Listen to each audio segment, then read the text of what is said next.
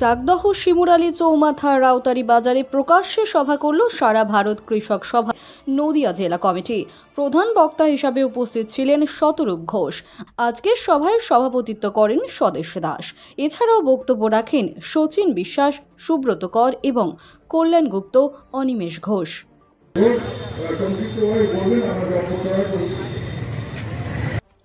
মন্ত্রীরা চুরি করে সিবিআই ভয়ে তারা কি এখন মন্ত্রীরা হাসপাতালে বেড দখল করে শুয়ে আছে বলে আপনার পেশেন্ট হাসপাতালে ভর্তি হতে পারবে না, আর দালাল আপনার কাছে এসে বলবে 50,000 টাকা দিন, 1 লাখ টাকা দিন, তাহলে আপনার পেশেন্টকে ভর্তি করে বেডের ব্যবস্থা করে দেবো।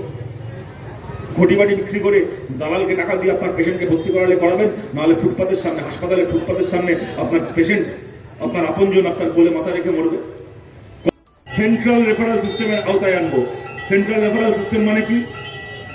এখন যখন মনে করুন আমরা যখন ট্রেনের টিকিট বুক করি, এখন কিভাবে ট্রেনের টিকিট বুক করা হয়? মোবাইলে এখন ট্রেনের টিকিট বুক করা হয়। এখান থেকে মনে করুন কেউ দিল্লি যাবে, সে দেখে নেবে কোন ট্রেনের কি অবস্থা। রাজধানী এক্সপ্রেসে এতগুলো টিকিট, আপনাকে ডাক্তার বলে দিল আপনার পেশেন্টকে নিয়ে সরকারি হাসপাতালে ভর্তি করতে হবে।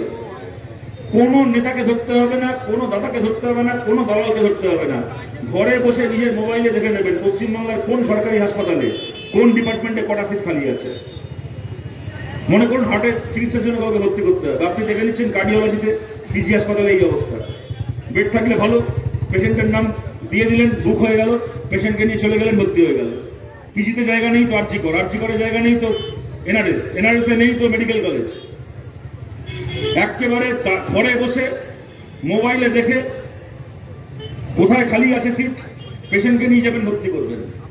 আজ থেকে 10 বছর আগে, 15 বছর আগে এটা সম্ভব ছিল না এই ব্যবস্থা, কিন্তু আজকে মোবাইলে ইন্টারনেট, আজকের দিনে এই ব্যবস্থা সম্ভব।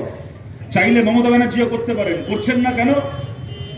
না ওইটা করলে ওর দলের নেতাগুলোর হাসপাতালের বেড বিক্রি করে ইনকাম করার পথ বন্ধ হয়ে যাবে।